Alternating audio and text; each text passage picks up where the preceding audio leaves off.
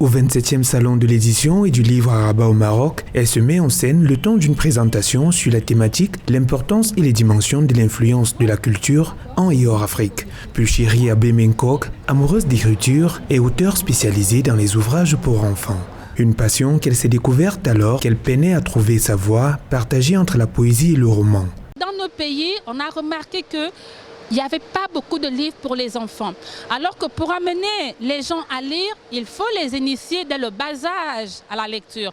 Et donc c'est comme ça que je décide donc d'écrire les aventures de Cocotte. Si nos enfants déjà se reconnaissent à travers des histoires extraordinaires, ils vont avoir un imaginaire développé, sinon un imaginaire qui va également aller, qui va enrichir le soi. Derrière sa plume se cache une vie associative riche et engagée. Cette auteure gabonaise est présidente de l'association Jardin du Village, dont l'un des objectifs est d'amener la population rurale de son pays à être au centre d'un développement endogène par la promotion et le développement de l'agriculture maraîchère et l'élevage des animaux de basse-cour.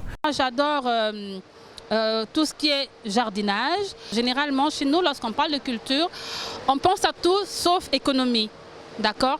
Alors que nous voyons ce qui se passe ailleurs, que le développement d'un pays commence d'abord par un développement communautaire. Et le développement communautaire commence à transformer sa culture en richesse. J'emmène donc les populations, n'est-ce pas, à comprendre que ce qu'ils font a de la valeur.